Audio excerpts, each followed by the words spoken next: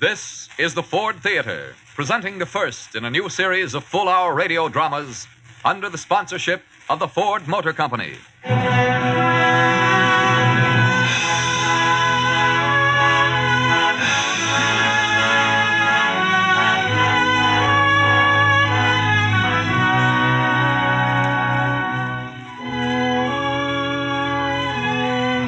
May we introduce, as spokesman for the management of the Ford Theater, the distinguished playwright, actor, and producer, co-author of Life with Father and State of the Union, Mr. Howard Lindsay. Good afternoon, ladies and gentlemen. Welcome to the Ford Theater, a new and hopeful structure located at the corner of this wavelength and Main Street, USA and Canada. Your seats, of course, are in the front row, on the beam. And you'll notice that the Ford Theater, like many an older playhouse, has a motto carved on the keystone of the arch that spans the stage. It reads, "The play's the thing." This afternoon's play is based on a famous American novel which, as far as we can learn, has never before been presented on the air. We shall hear George Zachary's production of A Connecticut Yankee in King Arthur's Court by Mark Twain.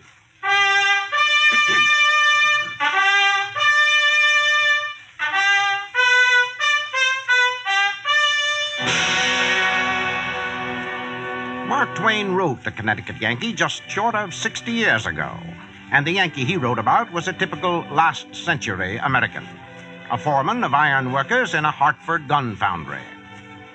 But suppose old Mark were alive and kicking as usual, today, at this moment. How would he choose his hero here in the year of our Lord, 1947? And how would he begin his strange tale? Well, if I were Mark, I can imagine I might begin somewhat on this order. I came across the curious stranger of my story in the Hall of Armor at the Metropolitan Museum here in New York one fine Sunday afternoon early last summer. I was reading the descriptive placard set below a magnificent suit of armor in the center of the hall when I noticed a quiet, serious-looking young man beside me. Leaning forward a little, he read the inscription aloud and with marked contempt. 6th century hauberk, said to have belonged to Sir Sagramor le Desirous, knight of King Arthur and member of the Round Table. Observe the bullet hole through the armor in the left breastplate. It cannot be accounted for. That's what they think. I beg your pardon, sir? Witchy well, I saw it done. You saw it? Matter of fact, mister, I did it myself. It all started in Hartford, Connecticut, right in my own backyard. I was on terminal leave. I'd been with the Seabees in the Pacific for 3 years, and it turned out that the fella next door had been with the Army Engineers. He was boasting about them one day. I couldn't take that. I told him that the Army Engineers couldn't even build a pontoon bridge unless they had prefabricated parts. I didn't expect he'd resent a simple statement of fact such as that, so I was wide open when his fist landed, and I went out like a light.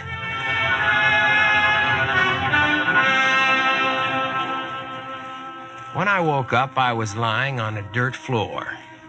Above me was a low stone ceiling, and around me were 4 stone walls, one with a heavy metal door. Before I even had time to be surprised, the door opened and a young guy came in. He was dressed from neck to knees in a pair of shrimp-colored tights, and he carried a crust of bread in one hand and an earthenware mug in the other. Fair sir, will you take sup? Will I which? Will you taste of bread and sip of water therewith to fill thy punch and slake thy thirst? What kind of talk is that? Where am I? Marry, sir, where wouldst thou be other than in King Arthur's court? Where? King Arthur's court, have you no ears? Say, what kind of joke is this? Wherefore dost thou think it a joke? Listen, I'm talking to a guy in my own backyard. He knocks me out. I wake up in jail. You come in decked out in some kind of costume, spouting some kind of queer language. What word would you use for it except joke? Ah. And dost consider it likewise a joke that thou art to be burned at the stake within the hour? Burned at the What for? Thy strange dress doth proclaim thou art an evil magician. An evil magician? Look, kid, I want to see a lawyer. I know not what meaneth lawyer, and I hight not kid. And it please your worship, I hight Pierre de Beauchamp Bedivere de Bouteler. Pierre de I'll call you Clarence. Look, I'd better get the picture as you see it. You say this is King Arthur's court. Wit ye well, and so it be, the glorious Arthur, whose golden reign hath blessed us since the year 510. 510? And what year is it now? Why, 528. But what mattereth to thee what year it be, since it be thy last day on earth? Now, wilt thou come with me in orderly fashion, or must I needs summon the guard? I'll come quietly, officer. Anything to find out what this is all about. Thou hadst best shield thine eyes. The glare of the sun is fearsome. Say, what are all those people doing over there in that field? La, sweet your worship, they are come to see thee burned. Holy mackerel, you weren't kidding. Yonder is the stake. No, this can't be. This must be a nightmare. But I better not take any chances. Clarence, what time is this bonfire set for? When the sun doth reach its highest point. Noon, huh? Noon, sun. Clarence, what's the date today? The 21st of June. The 21st of June, the year 528. But that's wonderful. Wonderful. Hast taken leave of thy senses, my lord? Clarence, congratulate me. I will not be burned today.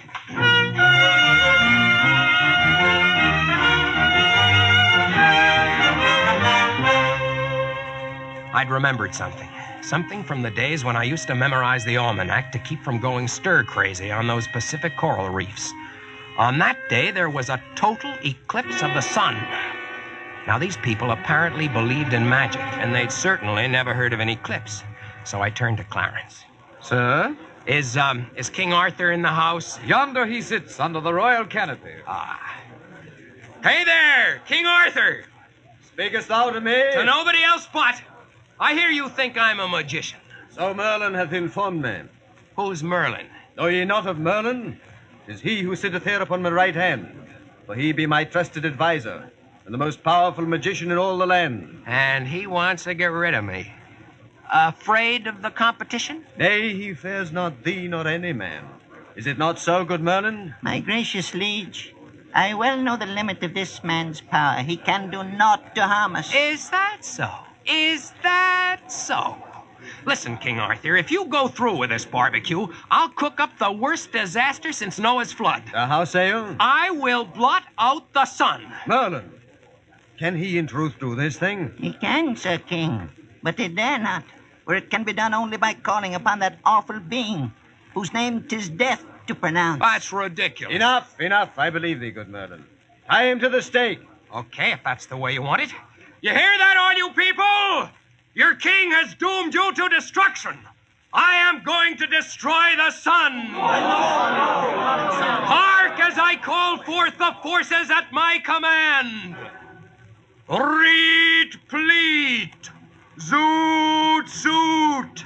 Hey, bubba, rebop. Mersey dotes, bleep, bloop.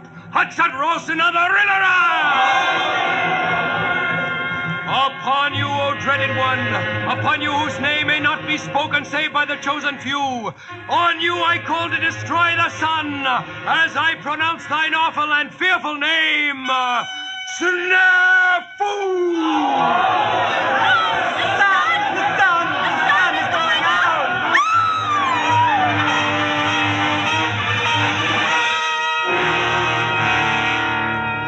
My timing was on the nose. The crowd went mad with fear. But I wasn't feeling so good either, because I figured to myself, there's no eclipse due on June 21st in 1947. This must be the year 528, and I am in King Arthur's court. Well, there was no help for it. I'd have to make out as best I could. Meanwhile, King Arthur was practically down on his knees pleading with me. Good, sweet, most powerful magician, bring not this disaster upon the world because of mine own disbelief in thee. Reflect, gracious sir, bring back the sun. Okay, King Arthur, here's my proposition. If I bring back the sun, you appoint me permanent prime minister. My cut will be 10% of any increase in revenue I produce for the state. If I can't live on that, I won't ask for a raise. Is it a deal? Away with his bonds! rich and poor shall do him homage. He is the king's right hand, and is clothed with full power and authority. Now, good sir, sweep away the night and bring the light again. Let the enchantment dissolve and pass harmless away. Open the door, Richard! The sun is coming out!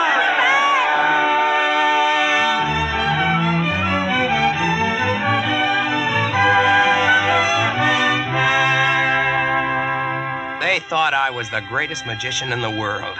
King Arthur wanted to fire Merlin without so much as 2 weeks' pay, but I vetoed that. That's where I made my first mistake. Then I realized what a man out of the 20th century could do back there in the 6th. Every little thing I did created a sensation.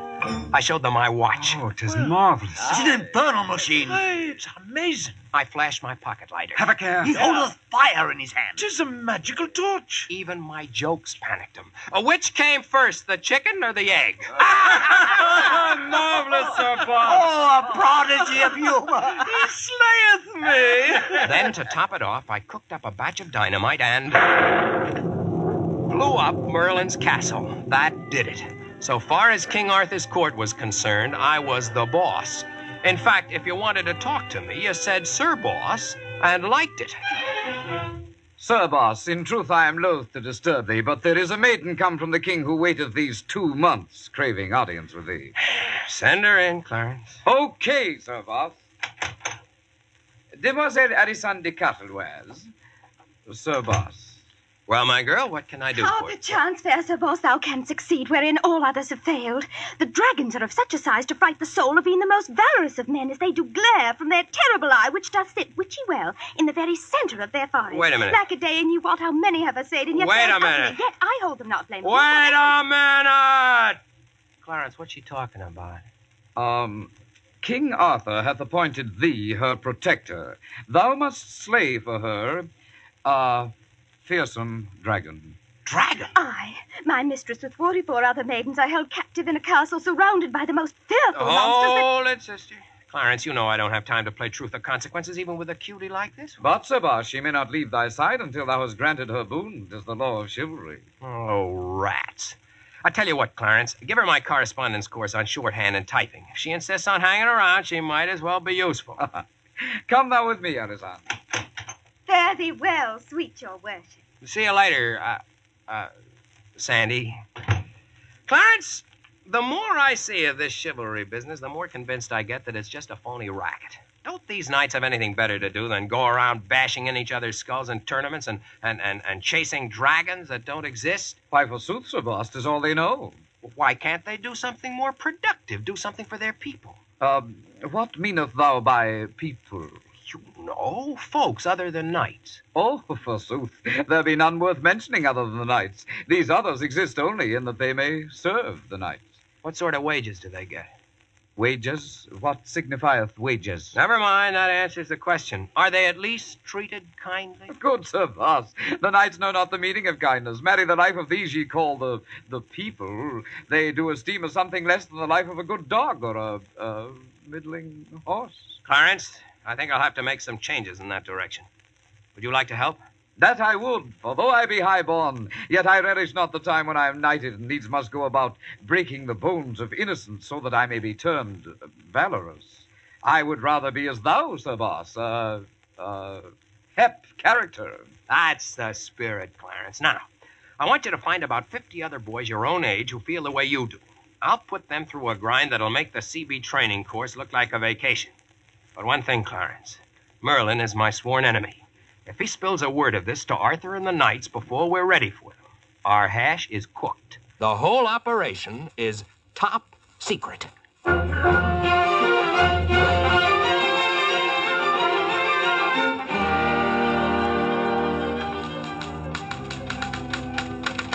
got that letter ready for my signature, Sandy? 'Tis ready for thy new fountain pen, Sir Boss. Yes, Clarence. Oh. To His Majesty Arthur, King of the Table Round, Sir Mordred de Rougemont, half-brother to the King, the court magician Merlin... Send them in. Sir Boss, Alessandre Cataloise. Your Majesty. Sir Boss, we have come to this tower thou callest penthouse, and to this room thou callest office, to learn for what reason thou dost defy our royal will. How's that, King? 'Tis half a year since His Majesty had bidden thee to slay the dragon for the maiden Alessandre. Oh, so that's it. Go on with your work, Sandy. Wherefore dost thou remain in the confines of thy battlements, Sir Boss? Art thou faint of heart? Faint of heart, my eye. Listen, Mordred, I've got better things to do than chase around in a tin suit. Aye? What, Sir Boss? What more important? None of your business, you old faker. Your Majesty, until this day have I waited to present thee proof of yon traitor's acts. In the dark of night doth he brew his black magic, on land and on water, on shores and in the woods and the bowels of the earth, and even in the air itself hath he confederates, working and plotting to destroy thee and thy crown. That's a lie, Merlin. Canst deny thine own works? Gaze, O Arthur, upon the maid at table, pecking with her fingers as a hen pecketh corn. 'Tis only a typewriter, Your Majesty. Ah, 'tis black magic, meant to destroy thee. Listen, you witch doctor without a mask, I'm not trying to destroy your king. I'm trying to put his reign 1,400 years ahead of its time. Destroy him. Why, when I'm finished, Arthur will be able to change the entire course of history. Thou speakest fair, Sir Boss. Beware silken tongue, O my king. Listen, Arthur, I'll put my cards on the table right now. I like you. I'm doing everything I can to help you. But if helping you means that I have to destroy the rotten, unjust, antiquated structure of chivalry, then that's just what I'll do. He slandereth chivalry, my lord. What? Nay, he meaneth not, Mordred. The heck I don't. Wilt thou defame all knighthood? Thou goest too far, Sir Boss. Defend thee, varlet. Why, you dumb clock. Hold, Boss. Hold, Mordred. Nay, I am of two minds about this matter. In this manner shall we settle it. Upon the morrow do you, Sir Boss, appear upon the field of honor to do battle with Sir Mordred. If thou dost vanquish him, then so thy work shall continue. Yet, if thou art vanquished, then will all thy powers be forfeit, and thyself be banished from the land. Fine. Sir Boss, thou art not afraid? Afraid of this sardine can, Sandy? Listen, King Arthur, Mordred isn't enough. I'll take on your whole round table. Sir Boss! From Launcelot to Sagramore le Desirous, we'll settle this thing once and for all.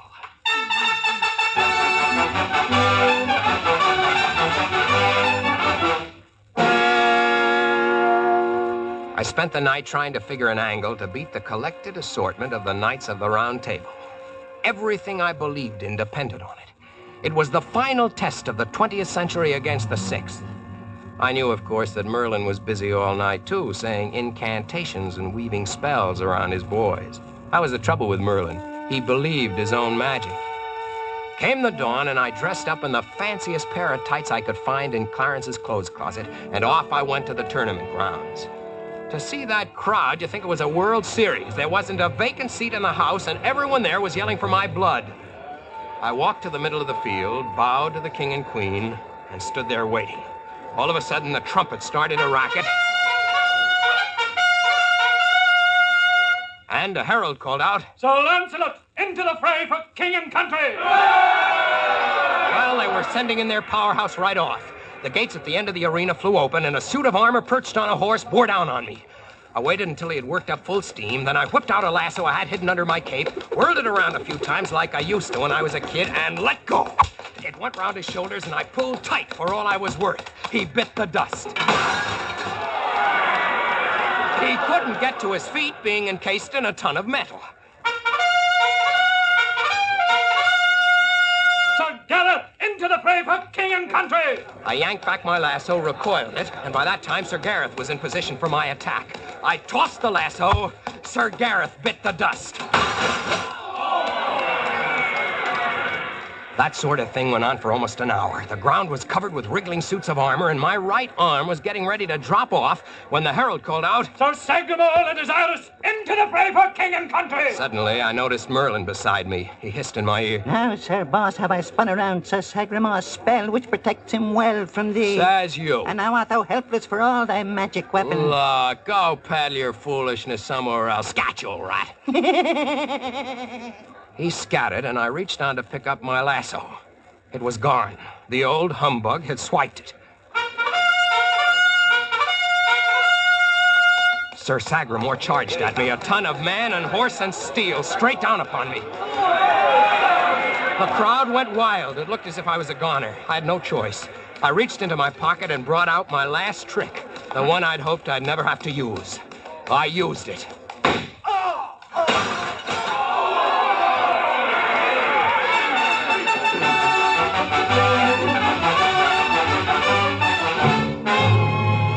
Well, sir, that's it. That's how the bullet hole got into Sagramore's breastplate here in the museum.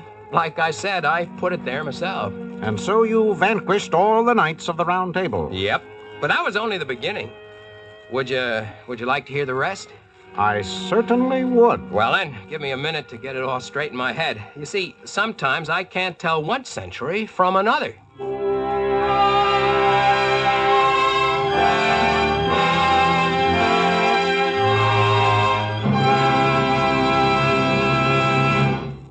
While the Yankee pulls himself together, we'll remain right here in the 20th century. We have with us in the Ford Theater this afternoon a gentleman whose family name is recognized everywhere in the world as a symbol of 20th century progress.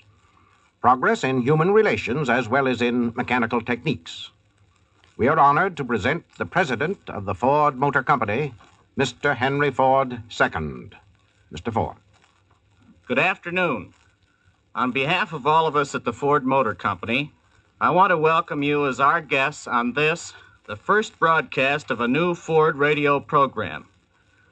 We are very happy indeed to have you in our listening audience. At this hour, every Sunday afternoon, we plan to bring you the finest radio plays, drawn from every field, stage, screen, books, and radio.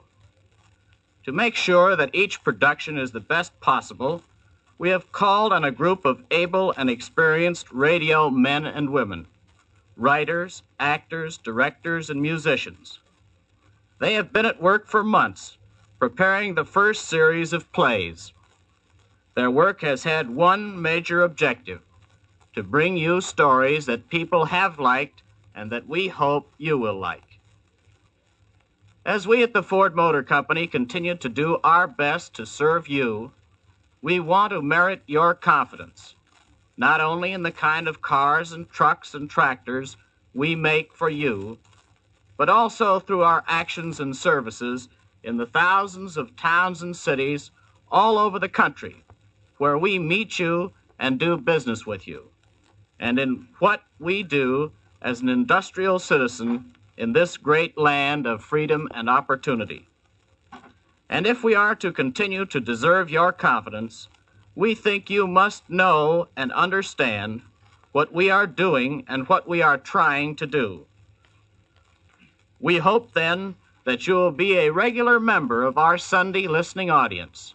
We hope that you will like our program. We hope also that you will be interested in some of the things we may want to tell you from time to time about ourselves and our products. Only by getting acquainted with each other can we hope to serve you better, with better cars and trucks that more and more of you can afford to buy. Thank you, Mr. Ford. In just a moment, Howard Lindsay and Act Two of A Connecticut Yankee. We now pause for station identification.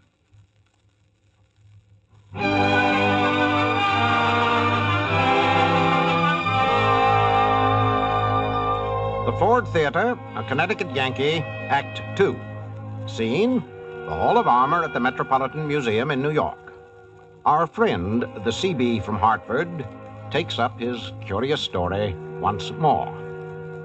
The tournament between the knights and me had more to it than met the eye. So far as Arthur was concerned, it was the final test of magical strength. But I knew it was also a struggle between the existing forces of tyranny and oppression, namely Merlin and the knights, and the struggling forces of freedom and equality, namely me. Merlin knew that as well as I did, and we both knew, too, that the battle wasn't over yet. For the next 5 years, I worked night and day with Clarence and our picked crew. We tapped for oil, we mined for coal and ore. We set up refineries and steel processing and manufacturing plants of all sorts. And we didn't neglect the ammunition. At last, I was ready. Wherefore bringest thou me into these cavernous buildings, Sir Boss? King Arthur, I've shown you folks a lot of magic since I've been here, but today you're going to see a form of magic that tops everything. Black magic? Or white magic, Sir Boss? Scientific magic, Merlin. See here. Sir Boss, what is this? This is an automobile assembly line. What signifieth automobile? That's one right there. Tis likened to the chariot of the Prince of Darkness. It's a chariot, all right. It moves at many times the speed of a horse. Faster than my horse? Much faster. Of course, this is only a Model T. In another 10 years, we'll be able to make a Lincoln.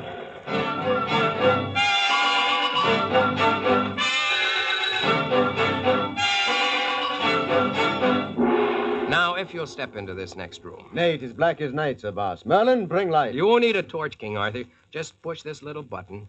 So. Ah, wondrous light.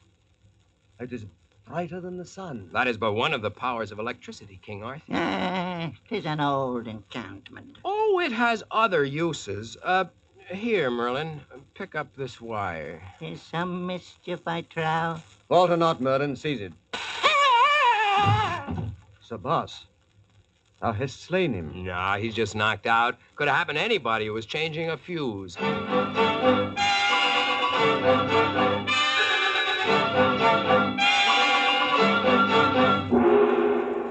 What is in this box, Sir Boss? Reach out and turn the knob, King Arthur. Have no fear. Turn the knob. Yes. Camelot armor never gets hot. It's air-conditioned in every spot. It never rusts, it shines like new. Camelot is the armor for you. C-A-M-E-L-O-T. No. Recall the charm, Sir Boss. Nay, 'tis enough. You, don't care for the radio? Methinks 'tis a mixed blessing.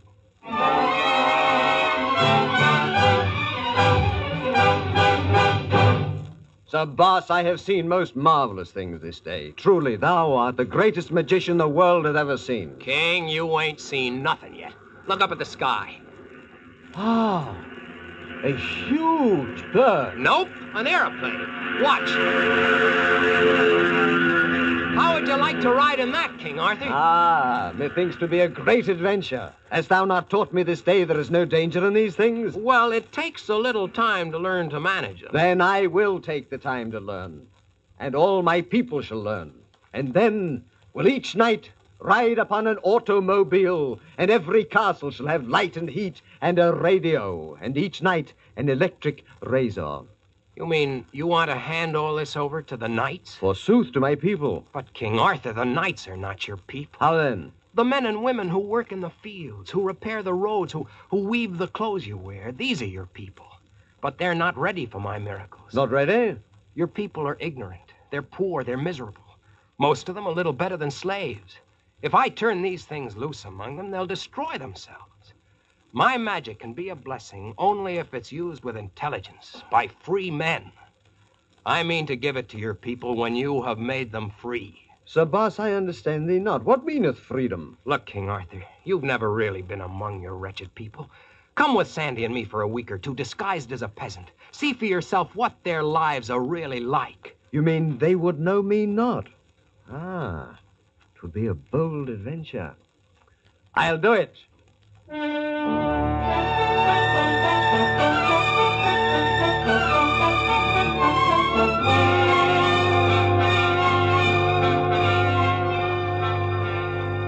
King Arthur, Sandy, some noblemen are coming up the road. What matters it? Let them come. Get to the side of the road or they'll ride you down. Ride me down? You're a peasant now, my liege. Aye, I had forgot. Haste thee fair, Sandy. Stand we aside. And put on a humble attitude. They'll be around the curve in a moment. Duck your head. Keep your eye on the ground. Oh, is this all right? It'll have to do. Here they come. Don't move an inch till they pass. Hold there, varlet. Ah? Meanest thou me? Verily I mean thee. How many leagues toward lies the next village? Upon my soul, I know not. You know not? Wherefore know you not what I ask thee? Thou art insolent. Mayhap this will serve to teach. Oh, no! Sandy, stay where you are. Forward! Sandy, are you all right? 'Tis nothing, fair Sir Boss. Good Sandy. It grieves me sore that thou shouldst bear the last stroke meant for me. 'Twas not meet that thou shouldst suffer. Thou art the king. Yet am I a man, too, and would not have a woman. My liege, the trouble is that while you look like a peasant, you don't act like one. And wherein am I lacking? In the first place, you stand too straight. Slouch over. Thus? More. When a man is poverty-stricken, when he's miserable and oppressed, the manhood in him is sapped out. He's left with shoulders that droop, a slouching body, a shuffling walk, and a head that hangs low. There's no spirit left in him. He has doubt in his heart and fear in his soul. Can you understand that?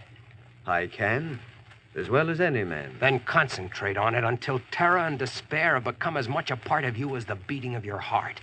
Learn what it feels like to be a man without a birthright.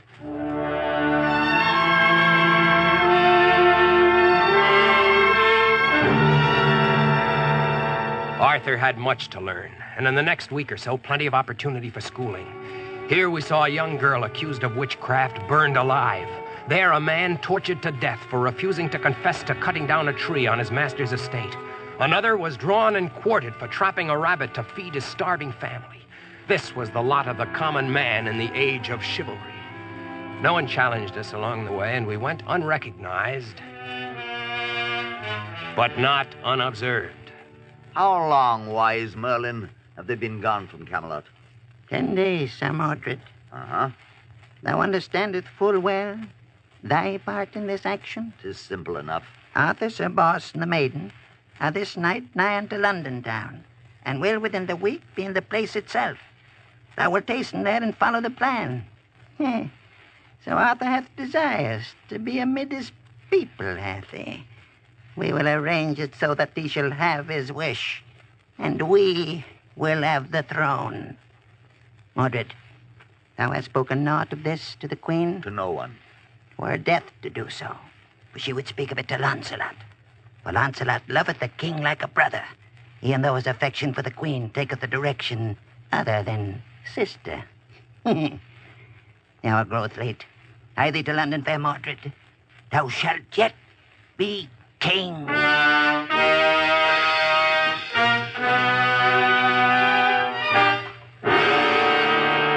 Well, I wasn't a magician, so I didn't know what was in store. But I was just as worried about that Launcelot-Guinevere team as Merlin was, only for a different reason. I couldn't figure it. So one day, when Arthur had gone to forage for food, I asked Sandy about it. Faith, Sir Boss, this is not difficult to explain. Arthur hath a great soul and mind which doth try to understand the world about him. Therefore can Guinevere not possess him entirely. And it is this she doth resent, even though she be not aware of it. So she turns to Launcelot, who's nothing but a big, good-natured clown. Oh, thou must not censure her for it.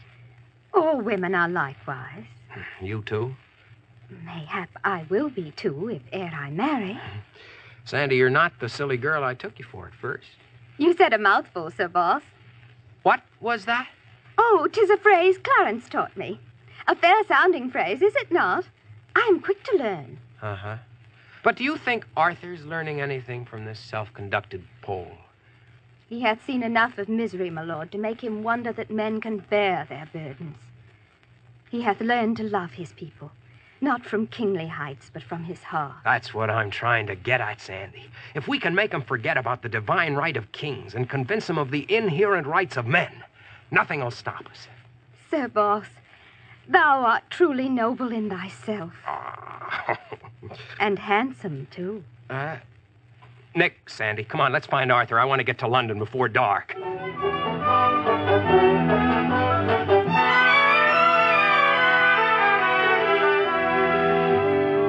London at that time was no more than a sprawling mud village. The filth and litter that clogged the streets was incredible. And the people, thousands of them, swarming, sweating, and swearing in every nook and corner. For a while, the three of us wandered around the shops, and when Sandy spotted a hat shop she liked, we left her there. I wanted to get Arthur back to the marketplace where he could get an on-the-spot view of some slaves being sold. That was part of his education. So back to the marketplace, the two of us went. We got a place near the auction block, and it wasn't too comfortable. We were pushed and jostled, and then suddenly, the king and I were seized and thrust toward the block. The men who had done it stood grinning before us. Arthur was livid. He roared out, "What meaneth this in manner jest?" Jest, he calls it. What maketh ye think 'tis a jest? Put these slaves to the block for sale. Slaves? I'm no We're not slave. slaves. We're farmers. We're free men. If indeed ye be freemen, bring forth your proofs. What proofs? The law requireth you to prove ye are freemen, and you cannot. You're slaves. Thou art mad. No, he's not. It's the law that's mad. We're stuck, Arthur. Nay, mark ye, yonder rides Mordred. Mordred! Hark ye, Mordred, fair brother! Who calleth? Over here! 'Tis I who call. What insolence is this? That a slave that dare call out to me. Marry, I am no slave, but thy brother. I am Arthur. Arthur? A slave, my brother? The man's mad. Give him 20 lashes upon his back, that he may regain his senses and learn in what fashion he is my brother. Mordred! Mordred! Ah, he knew me not. Prepare thyself, varlet. How darest thou? I'll teach thee to lay thy low-born hands upon my person. Arthur, no! Arthur, no! Hey, Arthur, what did you do to this guy? Great catfishes, you killed him. 'Tis as he deserved. Brother, this does it. Now we're really up the creek.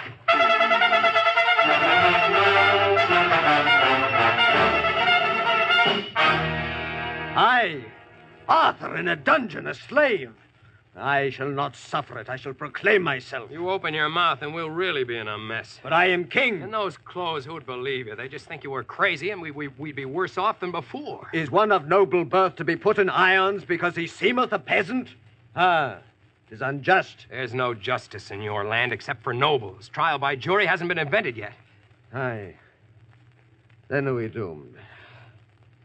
Where is thy great magic now, Sir Boss? If Merlin were here, he would save me. Look, Arthur, never mind about Merlin. We've got to put our faith in Sandy. We've been wandering around for 3 weeks, but we're actually not more than 2 days' ride from home. She can get to Camelot and bring help in 4 days. But, Sir Boss, are we not to be hanged in 3? King, thou hast me. Right behind the 8 ball.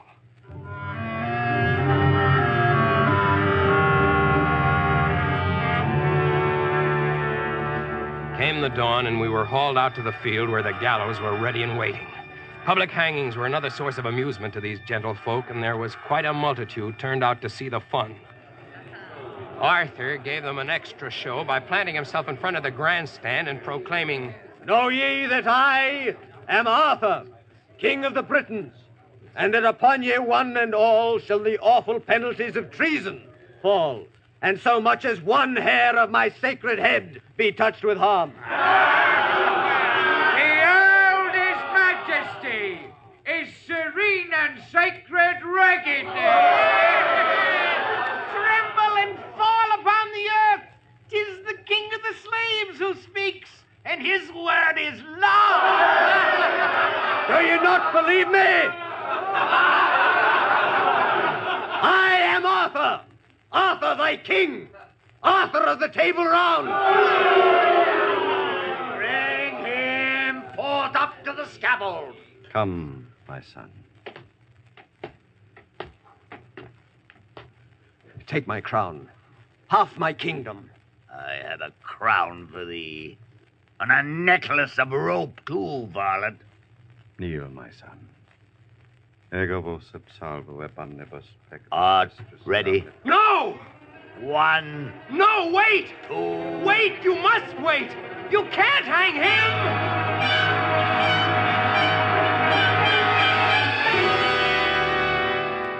It was awful. The worst moment in my life. I wonder, sir, if you'd excuse me. Certainly. Are you quite sure you're all right? Well, I am a little upset. I'd like to step out and have a smoke before I tell you the rest. I understand. Take your time. I'll be here when you get back.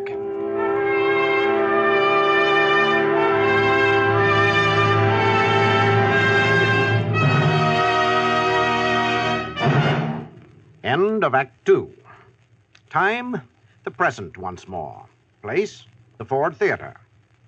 Before our third act begins, I'd like to tell you a little more about our plans for the weeks ahead. If you care to join us these coming Sunday afternoons, you will hear radio dramatizations of famous motion pictures. Next week, for example, we've scheduled Preston Sturgis's remarkable comedy, The Great McGinty. You will hear famous Broadway plays, such as On Borrowed Time, popular mysteries like A Coffin for Demetrius, the musical hit Carmen Jones, new radio plays commissioned and written especially for the Ford Theater.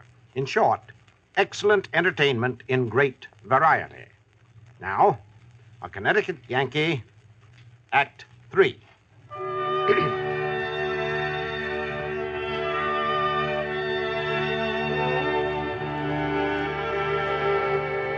I watched the young man from Connecticut closely when he returned.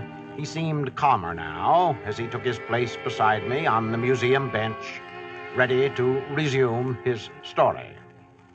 Well, as I said, the sight of that hangman's noose slipping over King Arthur's head sent me into action. As I sprang forward, I heard in the distance a faint but ever-swelling and most welcome sound. I couldn't believe my ears. I looked up. Sure enough, cutting through the skies at top speed was squadron upon squadron of airplanes in perfect formation. They swept overhead, releasing as they passed hundreds and hundreds of small white specks which came tumbling toward Earth, blossoming as they fell into full-blown parachutes. And dangling from each and every parachute was a knight in full armor. What a sight! The first to land was Sir Launcelot. The moment he hit solid ground, he leapt to Arthur's side and bellowed at the crowd. Down upon thy knees, every rascal of you, and salute your king. Who fails, falls by the sword.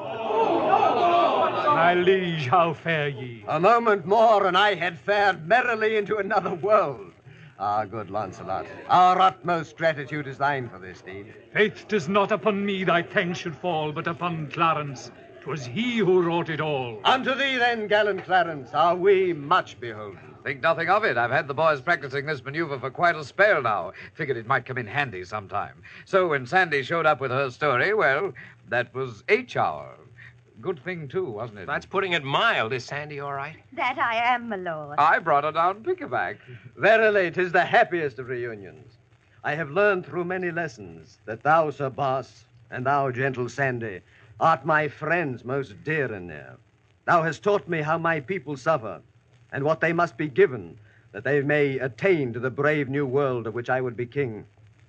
'Twould please me that thou, too, were never to part from me, nor yet from one another. How seemeth it were I to betroth thee one to the other? Well, I never expected a king to do my proposing for me, but I'll take you up if Sandy's willing. How sayest thou, fair Sandy? 'Tis even as I wished it might be, Sir King. Aye, then 'tis settled. And thou, Sir Boss, wilt lead us upon a quest of goodly works and noble deeds that will outshine all past adventures of the Table Round.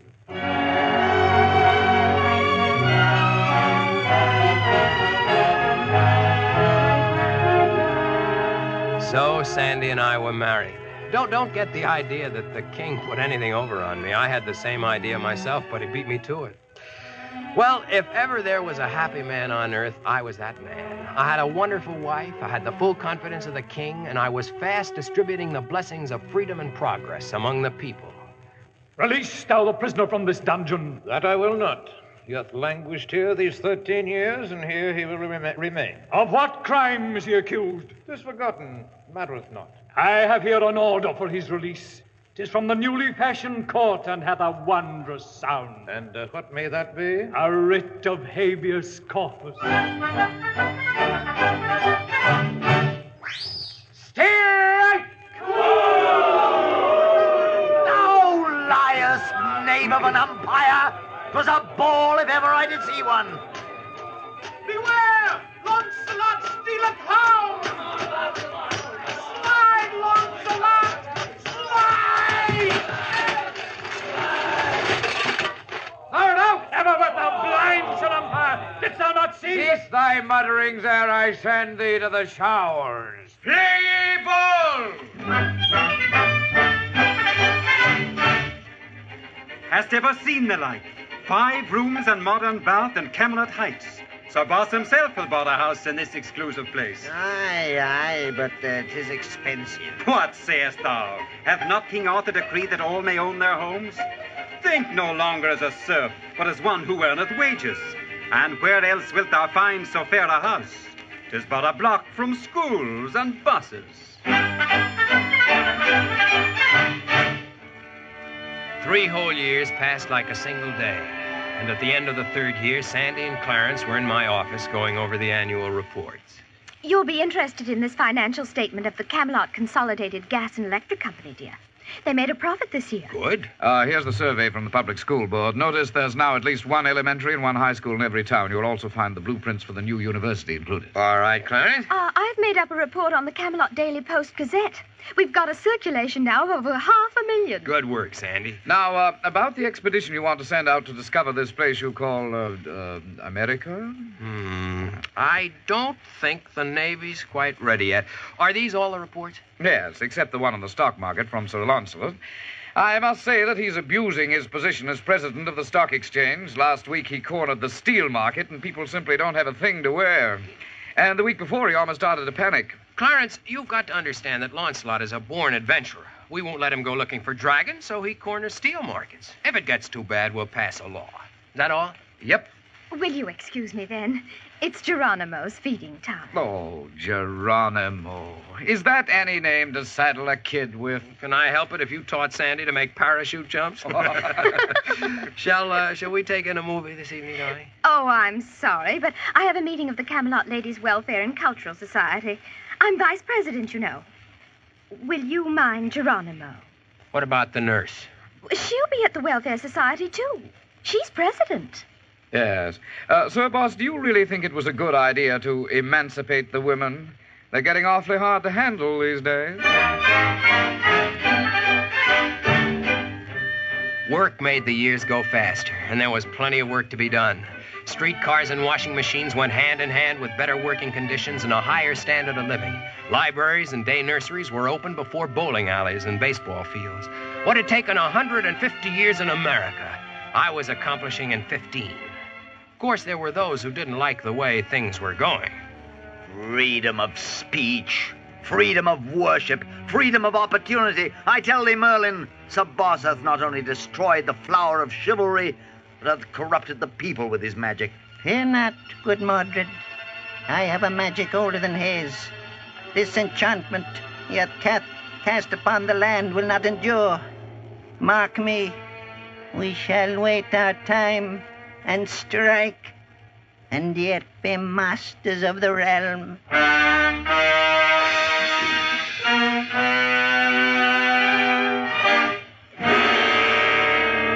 Merlin was always doing his best to stir up trouble among the knights, but we were making real progress despite them. At the beginning of the 16th year, Arthur came around and told me it was high time I had a vacation. Didn't know but what I agreed with him. So I packed Sandy and Geronimo off to a spot where I'd invested pretty heavily in resort property, and we had ourselves a time. The French Riviera isn't what it used to be. Then it was wonderful, and I had the best time of my life. Until one day when Sandy came tearing down to the beach. Come on up to the house. Clarence is on the radio phone. No phone calls for me, Sandy. I'm on vacation. But you've got to come. This is serious. Okay. Stop dragging me. What happened? Merlin. He got you out of the way and then moved in. Merlin got me out of the way? Yes. He talked Arthur into getting you to take this vacation. Why didn't Clarence get in touch with me? Because the first thing they did was to take over all communications. He's risking his life to sneak through this call. But didn't the king and Sir Lancelot do anything? Talk to Clarence. He'll tell you about it. All right. Hello, Clarence. Spill it. Listen, boss. The day after you left, Merlin and Mordred up and told the king all the gossip about Lancelot and Guinevere. Oh, no. The boys chose up sides, and there was a terrible battle between Lancelot's army and Arthur's army, which saved Merlin the trouble of wasting his own men. Divide and conquer. And I thought that was a 20th century invention. Where is Arthur now? Dead. Killed in battle. Arthur dead? Impossible. So Mordred is king and Merlin is running the show. They're just waiting for you to get back to ring down the final curtain. They haven't got a chance. Why, with our stores of ammunition and our thousands of trained troops... Save your breath. We have just 50 loyal men left. The rest went over to Merlin. But why? Why? Because they were scared, that's why. They were scared of Merlin without you on the spot to protect them.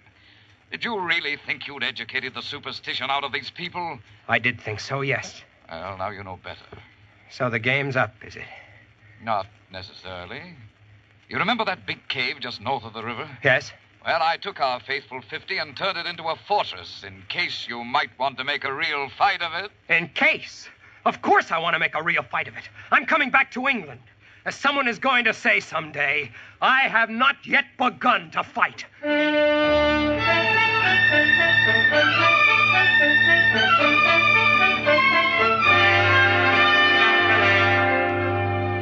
I got back, I could see that everything was wrong. The streets of Camelot were empty, dark. No people, no automobiles, no policemen, no lights, nothing. Clarence met me in a Jeep just before dawn and whisked me over to our fortifications. He picked the ideal spot for our last-ditch stand. The cave was located about halfway up a hill so that we couldn't be attacked from the rear or the flanks. The enemy would have to make a head-on attack, and we were well prepared for that.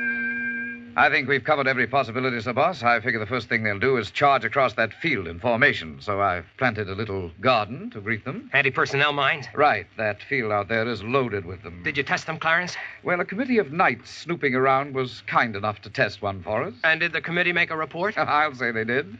You could have heard it for a mile. Then, you can see the fences for yourself. Are they electrical? Natch.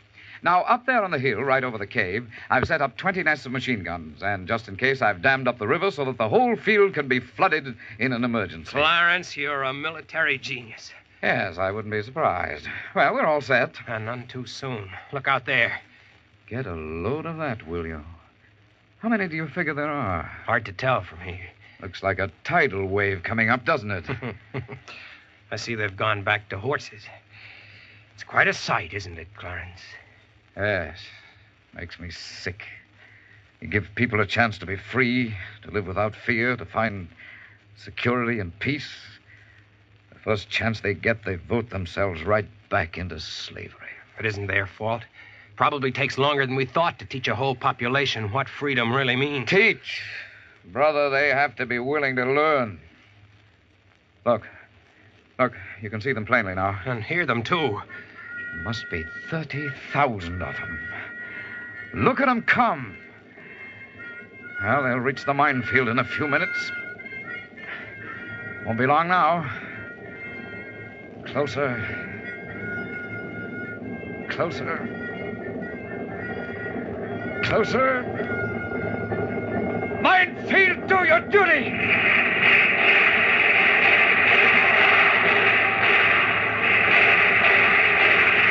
Ready for the electric fences! Full power! They're dropping like insects. Machine gun batteries! Open fire! Give it to me! Break open the dam!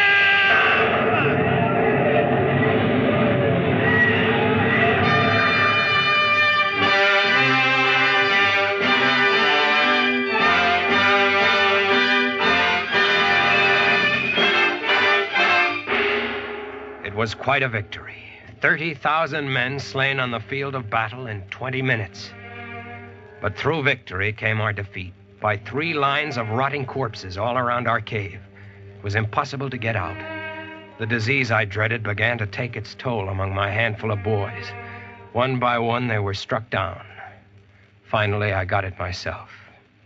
So, boss, isn't there anything I can do for you? Yes. Listen, Clarence.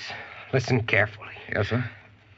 Pull the switch. The master switch? That's right. So, boss, things aren't that bad. We're licked, Clarence. We've conquered in one way and we've been conquered in another.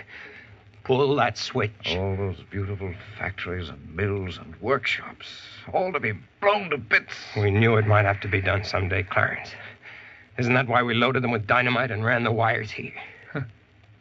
I didn't think we'd ever really use it. Thanks for the faith in me, Clarence. I'm afraid I've let you down. Don't talk nonsense. Clarence, get started. I don't want to miss the last act. I'll be right back, boss. Sit tight.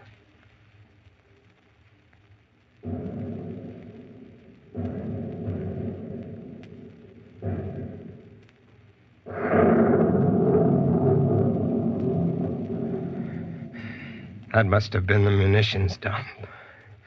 All gone. All gone. The dream of... What? Is that you, Clarence? Now is thy power lost to thee, thou who wert Sir Boss. Merlin. Now have I conquered thee at last. Go away, Merlin. Scat. Sleep, Sir Boss. Sleep, Sir Boss. sleep. Thou shalt sleep for 1,400 years, and then thou shalt awake in a strange and terrible land.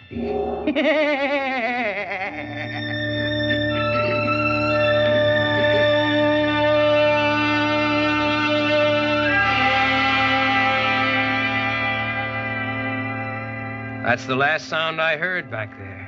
I woke up in my own yard in Hartford with that army guy tossing water in my face and laughing like a fool. And that's all there is to it. Well, sir, you've been kind to listen to me. I've got to get back to the place I call home now, back to Hartford. Bye. It's been nice talking to you. Goodbye, young man.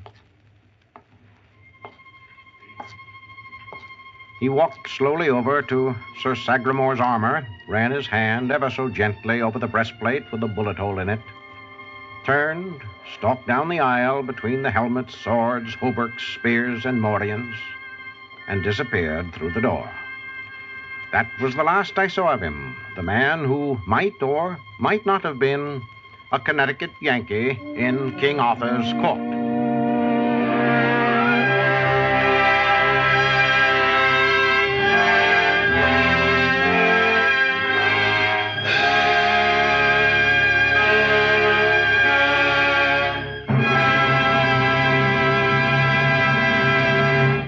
Mark Twain on his star. We hope we've followed you in spirit, if not always in letter, and we beg leave to add a 20th century moral to your 19th century tale, namely, freedom, which is greater than gadgets, must be learned and guarded still. The placards outside the Ford Theater read, next week, The Great McGinty, a notably hilarious comedy based on the movie classic by Preston Sturges. Come one, come all. A Connecticut Yankee in King Arthur's Court was adapted by Lillian Shane, edited by Howard Teichman, with continuity by George Faulkner. The musical score was written and conducted by Lynn Murray, and the entire production was under the direction of George Zachary. The Yankee was played by Mason Adams, King Arthur by Carl Swenson, Sandy by Charita Bauer, and Clarence by Ian Martin. The other players were Santos Ortega, Horace Braham, Neil Fitzgerald, Reese Taylor, and John Moore.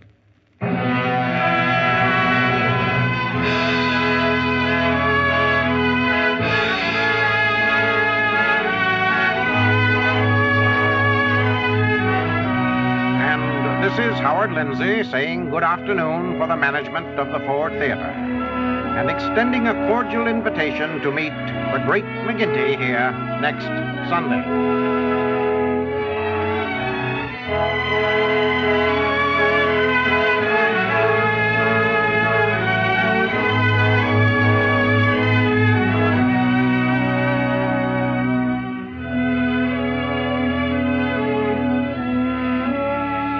The Ford Theater is presented by the Ford Motor Company, makers of Ford, Mercury, and Lincoln cars, and Ford trucks, tractors, and buses.